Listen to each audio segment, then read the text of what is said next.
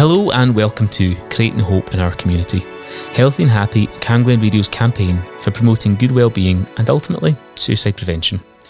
Today I'm speaking with Audrey Bremner, Stigma Free Lanarkshire Programme Coordinator for Lanarkshire Links, and David Goldie, who is a Development Officer at Stigma Free Lanarkshire as well. I'm also joined by Thomas McCallum, who is a volunteer for Stigma Free Lanarkshire. So thank you so much, three of you, for joining me today. How are you all? I was fine, thank you. Firstly, can you tell me about Stigma Free Lanarkshire and your roles within the organisation? Yeah, so Stigma Free Lanarkshire is a programme of work which aims to end mental health stigma and discrimination. Because we all have mental health, and because that is with us at all times, unfortunately, people with mental illness, mental health difficulties can experience stigma in any part of their life. So we work over some focused areas. We work with workplaces. We work with health and social care colleagues. We also work right across communities in all different ways. And we also work with young people. So we're quite widespread.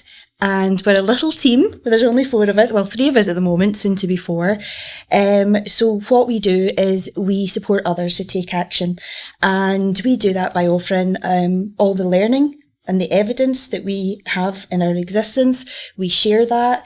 We share what works to tackle stigma. We offer a bit of guidance. We can help people create action plans and things like that. Explore what, in their place, what is a meaningful way to tackle stigma, rather than us telling people. We explore with them what's going to work for you, what's achievable.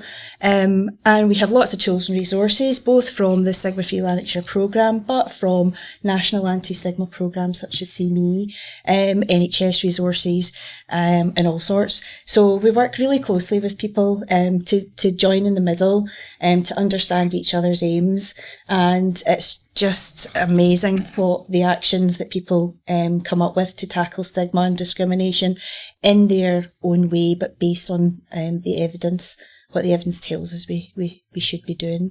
Okay, great. Now, I really want to, at some point in this conversation, maybe spend a bit of time talking about how people can tackle stigma. But what I would like to kind of ask next really is, you know, in your view, how have things changed with stigma, say, in the last 20 years? Do you think it's thereabouts the same, better, worse?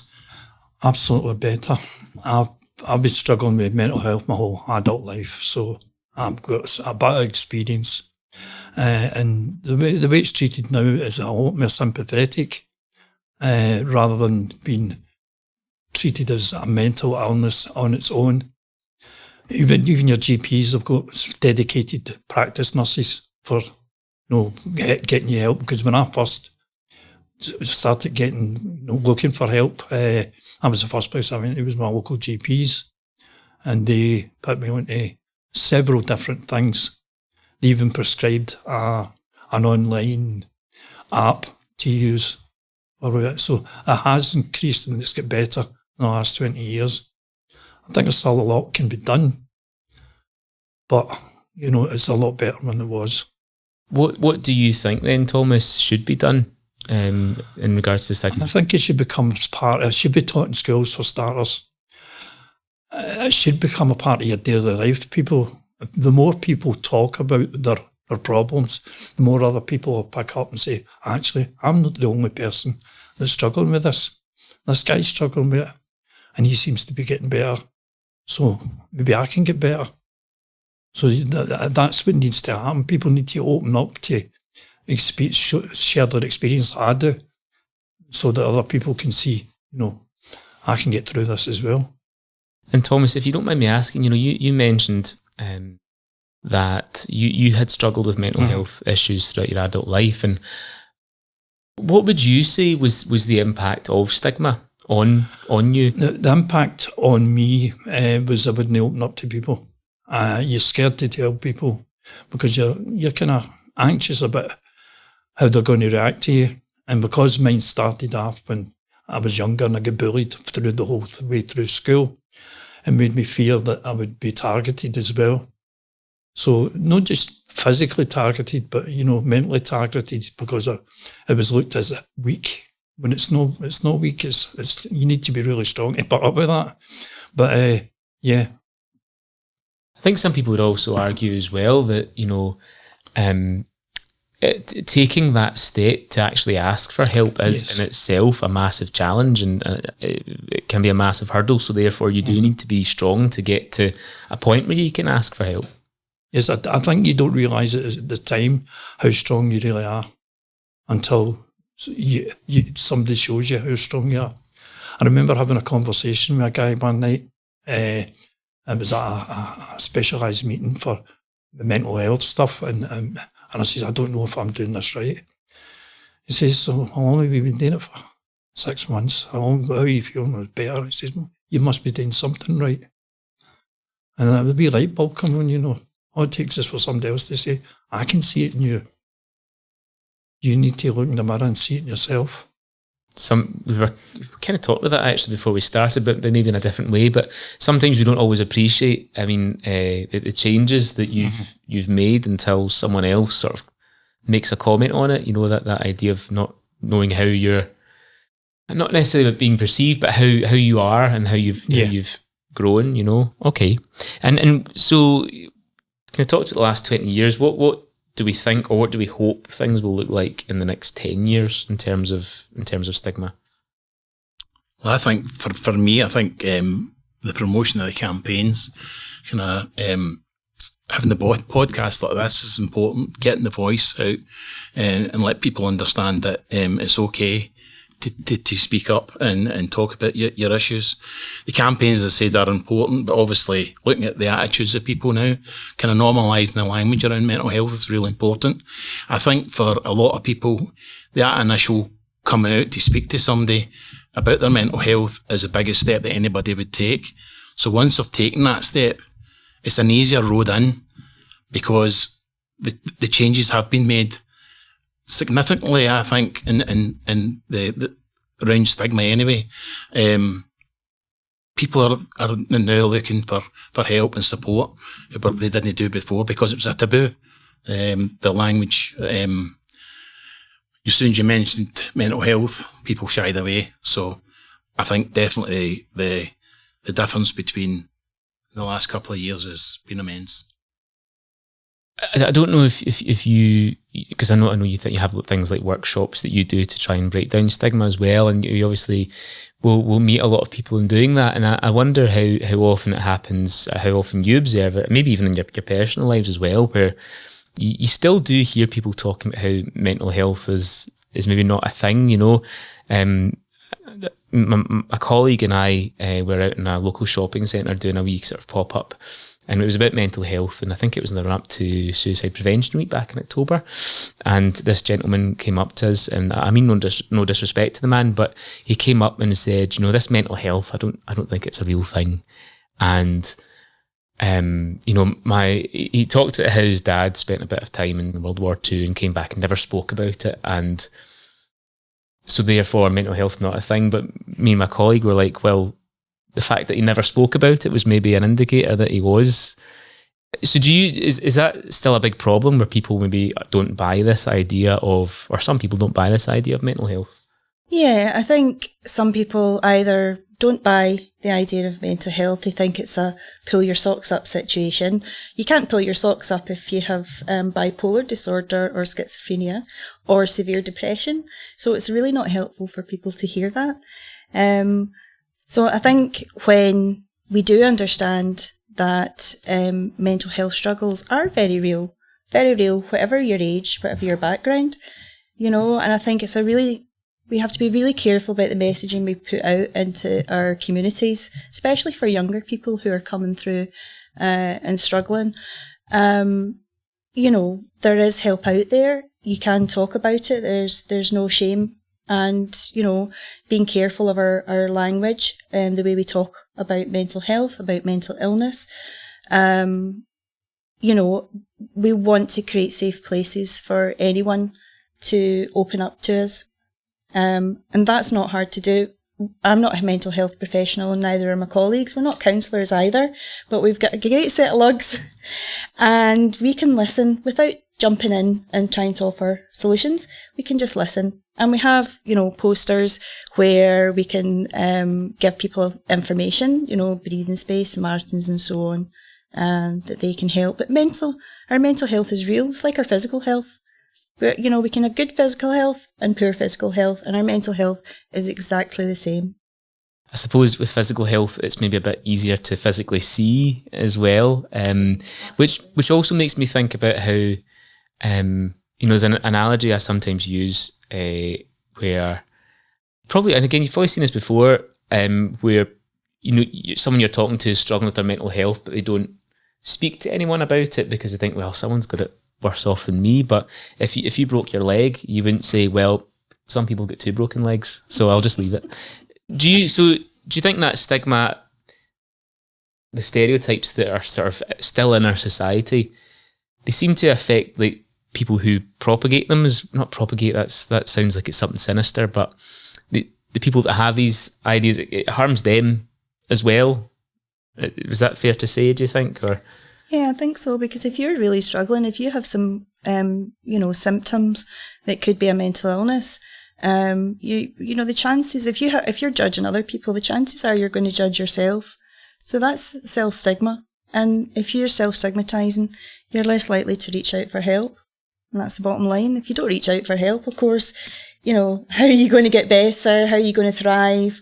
It's important to remember. There's a lot of misconceptions out there as well. When you hear somebody with a mental health illness, people perceive them, or the myth is that they perceive them as being dangerous or weak to an extent. So it's for us, for Stigma Free Lanarkshire, it's breaking down the myths and letting people understand that it's okay to speak up about your mental health in any circumstance. So it's always good to talk to people. And you mentioned the idea of someone being, or a stereotype or a myth that someone might be violent. I see that quite a lot with people who maybe living with some sort of schizophrenia or some sort of psychosis related health issue, but it's like there's an assumption that they could be violent. And how damaging that must be to someone who has that health issue as well. Yeah, but we have an understanding stigma workshop, and we've got a couple of videos in that really challenges our perceptions. And when I say our, I mean everybody's, because we've had to challenge our own perceptions at times. I remember travelling with a friend from college when I was younger, and he was acting a wee bit more unusual than what I would have expected. And he said, "Oh, I've got schizophrenia." Now, I was, you can't tell what age I am because of my voice, but we're going back 30 years. I was just a youngster, very inexperienced. All I'd seen about schizophrenia was from films, TV, newspapers. Bad press. Yeah, scary stories. Mm-hmm. I phoned my mum and said, "What am I going to do? This guy's this," and I was using all sorts of really negative language. We can all learn. We can all sort of reflect on our own kind of biases. Because I think in society, we quite often hear, when we're out and about talking to people, you hear about depression a lot. You hear about anxiety a lot. You don't hear so much about schizophrenia. So what we find when talking to people is they have an acceptance. They would never judge somebody for having depression, but they might be a little bit afraid or have a negative attitude towards somebody with schizophrenia, And the Stigma Free Lanarkshire programme is about education. We're not coming down hard on people. It's really about learning. Because I think when you have that learning, there's some real light bulb moments for folk, isn't there? Yeah. Real light bulb moments. And when you have a little bit of understanding, you're more likely to have empathy, and that leads to behavioural change. And that's what we're trying to achieve in Lanarkshire, is behavioural change, so that as a culture, as a community, we're all able to thrive. We should be able to do that. I'm glad you mentioned, Audrey, about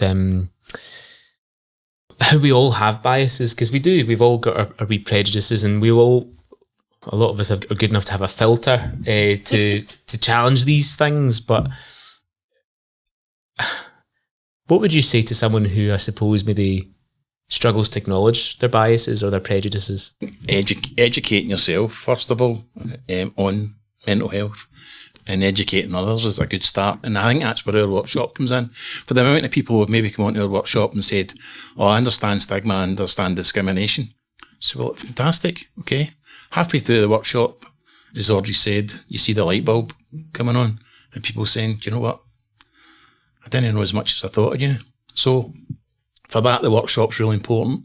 It puts it across to people what people are facing on a daily basis. And that's important. Yeah, it's this kind of safe space, isn't it, for people to do a bit of self-reflecting. And I think that's, as just humans to humans, we need to get that message over that, we all make mistakes. But that kind of safe space to self-reflect is really, really important. Can you talk to me a bit more about the workshop then that you're doing? What's the Stigma workshop all about? Can you talk to us about that? Well, it's basically an understanding stigma and discrimination workshop. It's a 2-hour workshop that gives you a full insight to stigma and discrimination. And as I said, it's important that people see it from that perspective. There's a couple of videos that people talk about how discrimination and the stigma that they face is impacted on their lives, which are really, really powerful. When we talked about one of the videos is a chap called Johnny Benjamin, who suffers from schizophrenia, and you see his whole day and how he faces it, and it's unbelievable to watch, because you ask yourself how that guy can get up every single day and go through the same routine with these voices in his head and playing that same tape over and over and over again. So I think that hits home with a lot of people. But really, at the end of the day, the workshop's there to educate people and get people talking about stigma and discrimination. And it also gives you an opportunity to see what we do as an organisation and programme. And there's plenty of signposting for you. So if you're looking to come out to somebody regarding your mental health, we've got a resource for that. If you're a manager and you would like to talk to one of your staff because you see a difference in them, we've got a resource for that as well. So there are plenty of resources on the website that you can actually tap into and use on a daily basis in just addressing stigma discrimination. And that's really the workshop in a nutshell. Very, very hard to get into in a 2 hours, but there's plenty of discussion. It's really interactive. The people who have been involved will come in and do a pre-survey, and then at the end, the post-survey, and the difference between the pre and post is phenomenal. So the education that they've picked up within that 2 hours is amazing. And we look to see what they'll take away for the workshop and what they will implement into maybe their own workplace or their own community to make that change and to create that, as Audrey said, create that safe space for people to open up and talk. And when's the course is starting up again, David? September. So we've got on the website and you'll be able to catch them up. But over the next couple of months, we break for the holidays because the numbers fall. So to keep the numbers, it's important that we get a good connection with the people. So we'll look for maybe 11 to 20 people, and that gets a good conversation going. So the next workshop's in September. Maybe it could be October. I need to double check the dates. But it's September. It's September. Yeah, September. And anyone can come to that, can't they? Yeah. As part of your working day, you can come with somebody with lived experience, with the family or carers or friends of somebody with lived experience, just want to know a bit more. Doesn't matter what your setting is or your background. Anyone from 16 and above can come to the workshop. And just sign up. Yeah. Through a QR code, and then you'll get all the information. Brilliant. Okay.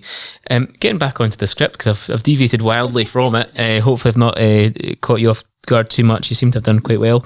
What would you say then keeps certain stigmas and stereotypes going around? What perpetuates these things? I think to touch on a few of them, probably culture as well is a big impact. As Audrey said earlier on, and Thomas has touched on, it's that case of, just go on with it. Pull your socks up. Life can't be that bad. There's a lot of people worse than you. That's not what people need to hear. People need to hear that that people are there to listen, and there is a chance for them to open up, which is really important. That's the first step for us, encouraging that openness. And obviously look at the barriers that people are facing. And sometimes we've talked about this in the workshop, is a lot of people shy away from a mental health conversation because they feel they've not got enough training.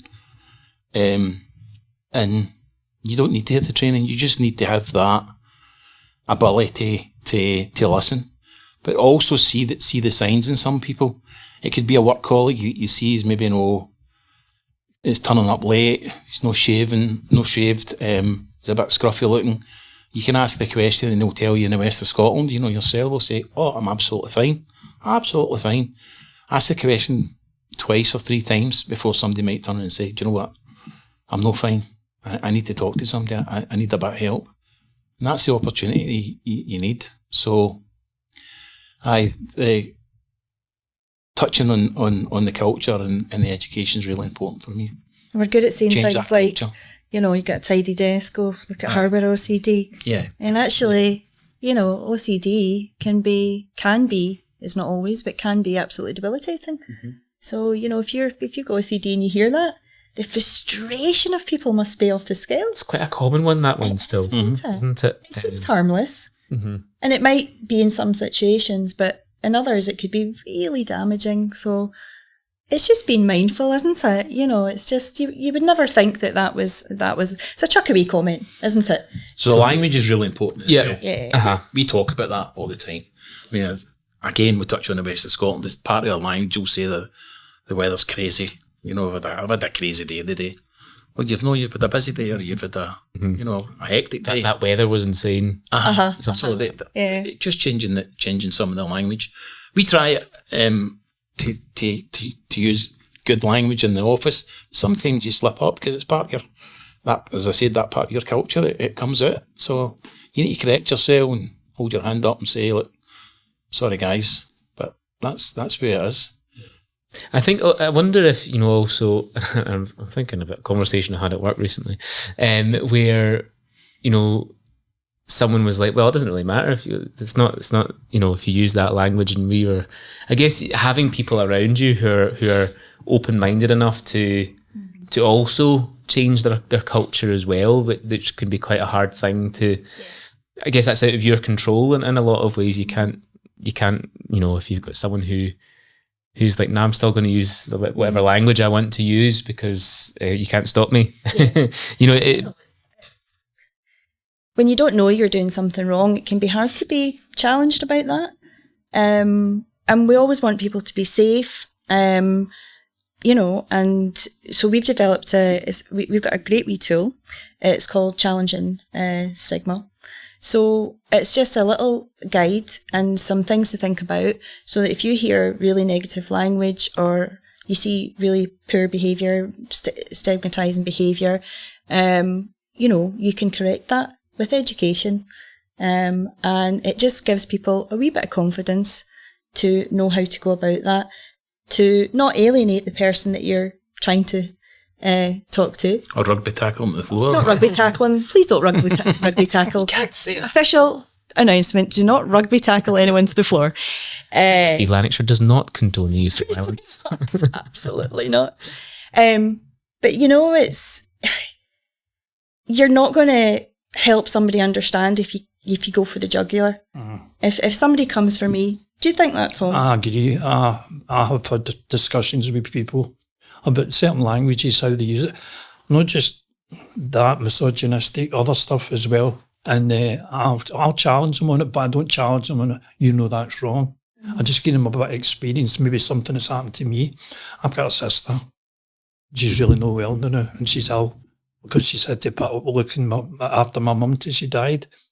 I says, you could get a break. Think about how much stress she's been through. And sometimes you can get through to people and they'll go, I never thought of that. It's these sort of things. I'm lucky enough to be in a situation where most of the people I hang about with, choose that word loosely, people I mix with are good people that understand it, and we've all got our own wee mental health things. And the best thing you can say is if somebody comes out to you and says, don't go and say she doesn't look very good. Go out and say, are you okay? Are you really, if you know where I'm, if you need a chat. And that's happened to me before. I've waited for somebody to do it to me. So then I know, it's good to do that to somebody. If they don't want to talk, they won't. But sometimes that's all it takes, is for somebody to notice and they'll look at you and go, thanks for noticing. Because it's important that we check in on each other.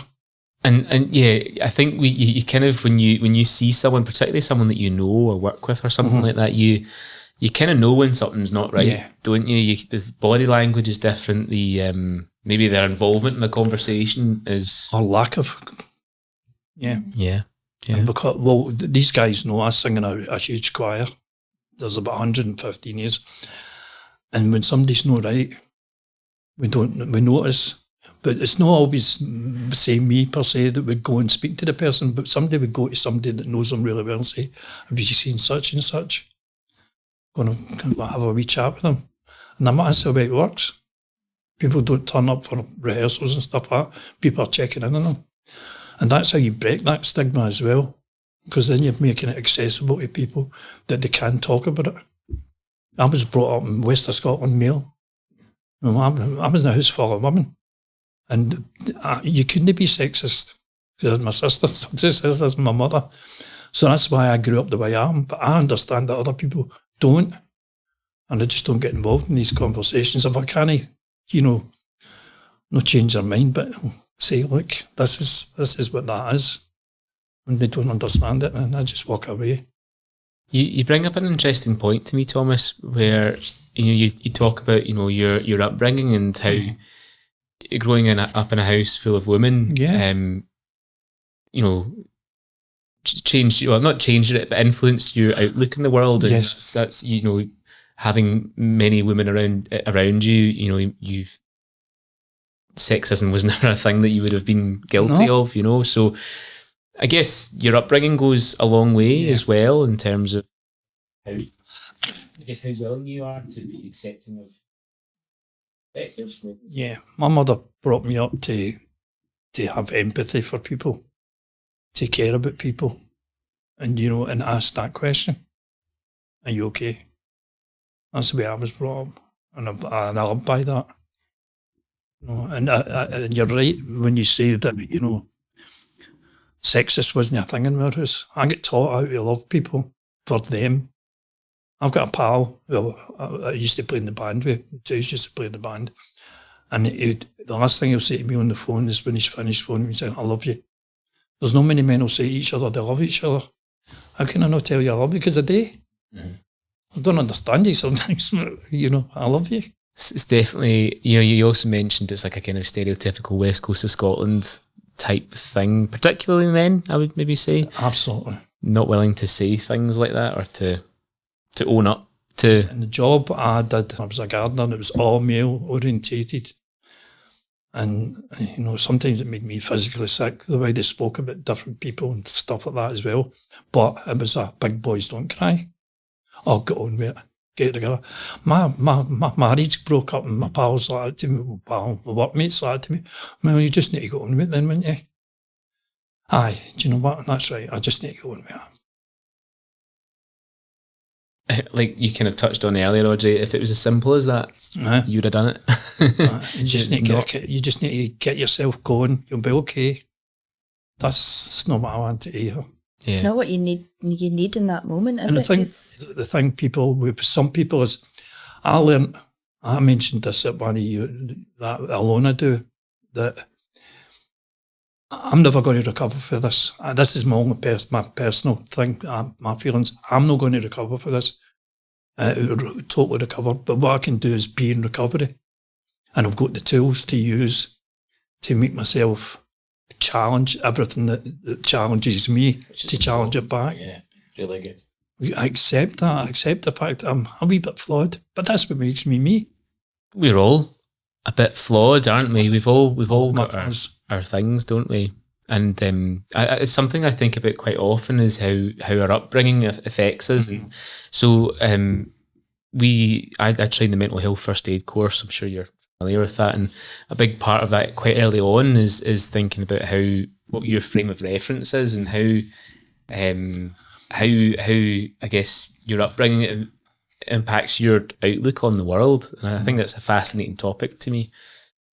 Maybe beyond the remit of today's conversation, but it's a good one. So we've touched on this quite a few times. I'd like to maybe dig into it a bit more. So and there's a fantastic resource on this about this on your website as well, about being a good listener and being there for someone who's struggling, be it a colleague or a friend, and your choir, for example. You mentioned, Thomas. Like, how do you? I guess what would you say are the best things that you can do to be a good listener to someone who's struggling? Giving somebody the space to speak without interrupting them. That safe space is important. It's a safe space. It's such a natural, when you're a caring person, it's such a natural response when someone opens up to you to go, oh, that happened to me and I did this and that helped. You're kind of a step ahead of yourself there. And actually, quite often what people just want is that space to just get it out, because it can be really difficult to understand what's going on with yourself. So just to have that space, the non-interrupted, non-judgmental space, I think at its extreme, it can save lives. Yeah. And it's powerful. Absolutely. Yeah, it's very tempting to try and fix something, isn't it? Very much so, yeah. And I think this is what we when we go into workplaces, or in any setting really, that's one of our key messages really, is that you know, we're not here to fix people. As I said before, you don't need to be a mental health professional, you don't need to be a counsellor, you don't need to diagnose somebody, because I think you get into a bit of a danger zone when you start to think about, well, I think this person has this or this. That's not where we need to be going. That person can access a health professional, and you can say that to them, that, like you said, Thomas, it's getting to your GP as your first port of call if you're really not doing well. So yeah, I don't think giving opinions to people what you think personally they should be doing is the right thing to do. Because I know for a fact when I've been in that state, that when people say to me, you should do this, my first thought is to switch off. Mm-hmm. I just want somebody, you're right. I just want somebody to give me a cuddle and say, you're all right, you'll be okay. I always try and say stuff like, let's sit there and listen, don't judge, because you never know what you're going to get through yourself. And just say, what do you think you should do? Try and guide them that way and say, what do you think you should do? Because it's your life. Most people will say, I think I need to go and get help. Well, I'll help you find the resources if I can. If you need any help, if you want to do it on your own, that's fine.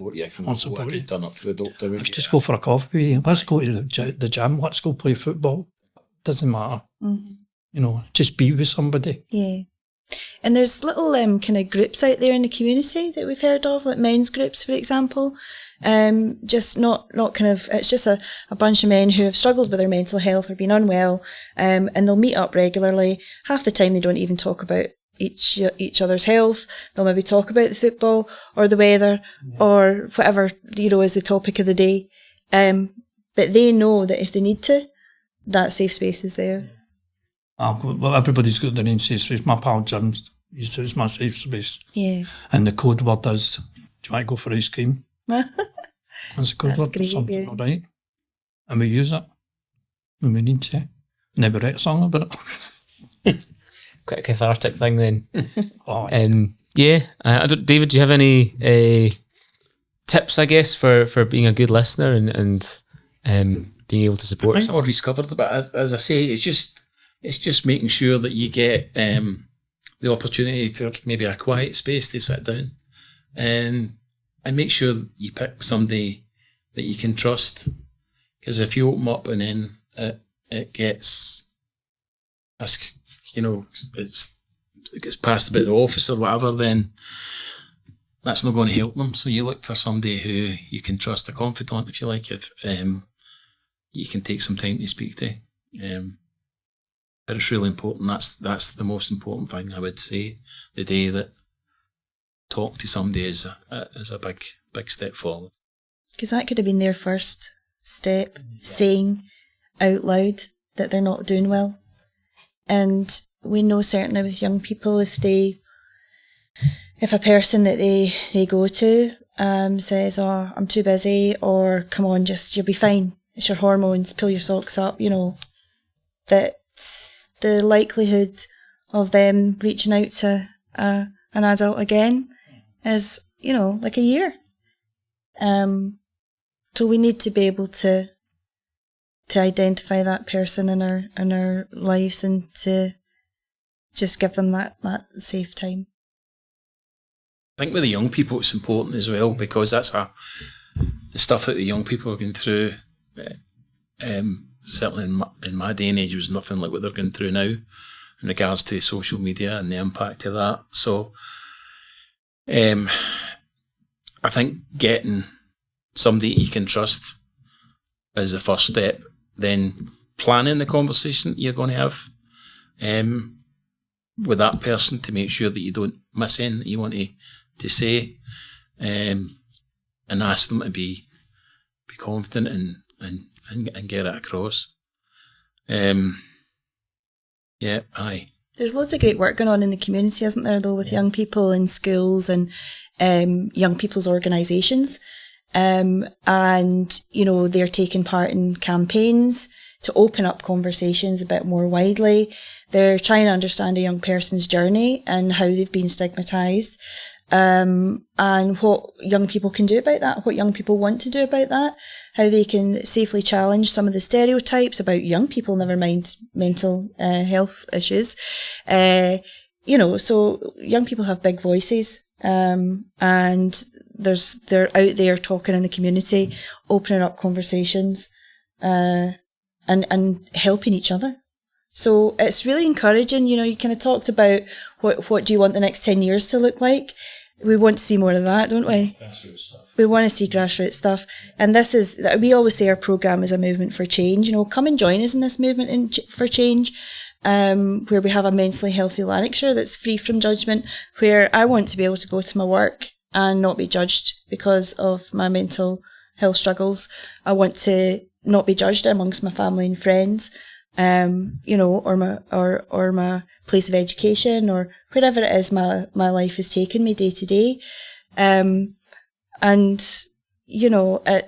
It's not a complex. To be non-stigmatising is not complex. It just takes a little bit of thought, a little bit of education, and anyone can do it.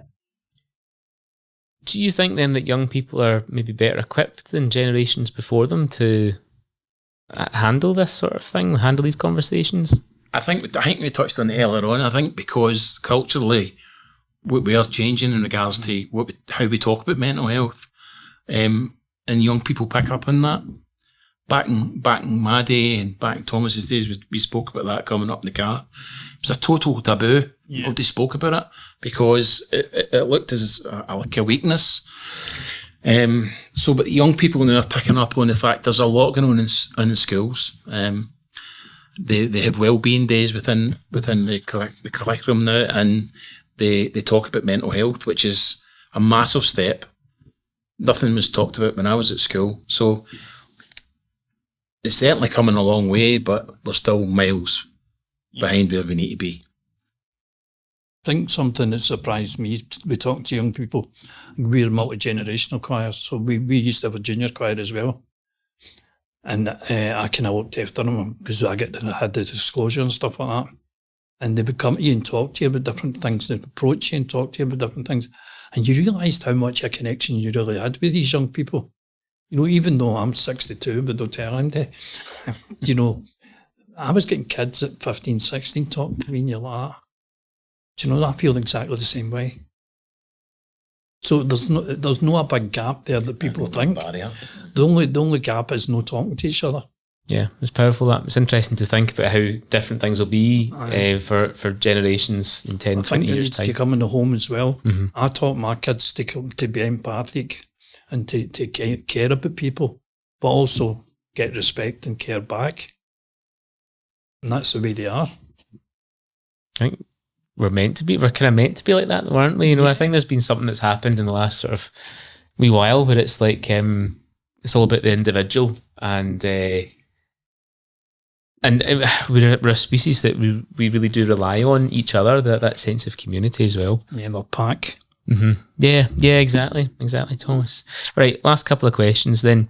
What do you think that ordinary people can do to challenge stigmas? Careful about their language and how they use it. And when they think of people, I'm a great believer in putting myself in other people's shoes and saying, how would I feel if that was happening to me? That's a big thing for me. So that's something you could do. You know, put yourself in a position. Just listen. You may not have the answer, but just listen. Yeah, you don't need to have the answer really. So maybe listening is the answer. The answer's out there somewhere, but no, I'll listen to you. That's why I've got 2 years, one mouth. I think empathy is important as well. Understanding that, you know, it could be you in 6 months from now, 6 years from now, you go through that same stage through bereavement or whatever, could bring on that mental health illness, and it could escalate. So having that empathy and understanding for people is really important. Absolutely. Okay. And how can people find out more about the work that you do? So if you put into Google or any other search engine, Stigma Free Lanarkshire, you will come to the Lanarkshire links, because a Stigma Free Lanarkshire programme, we sit within the charity Lanarkshire links. So you can follow that, it'll take you straight to the website. You can put in Stigma Free Lanarkshire resources, it'll take you to the resources page, and you can see all the different things that you can pick and choose what will be useful to you. You can find a little bit about our work, or our contact details are on the website if anyone wants to get in touch with us to find out what opportunities there are to get involved, because there's lots of opportunities. We've got a wee network of people that come together and share what they're up to and how it's working. We've got members meetings that you can come along to. You can come along and champion. You can volunteer. There's loads of opportunities. And you can pick the phone up to us or email us.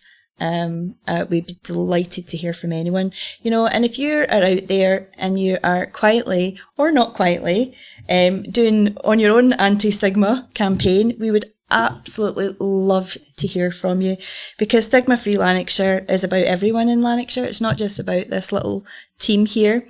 We want to hear what you're up to. We want to share that on our social media platforms. Oh, there's somewhere else you can check us out, social media.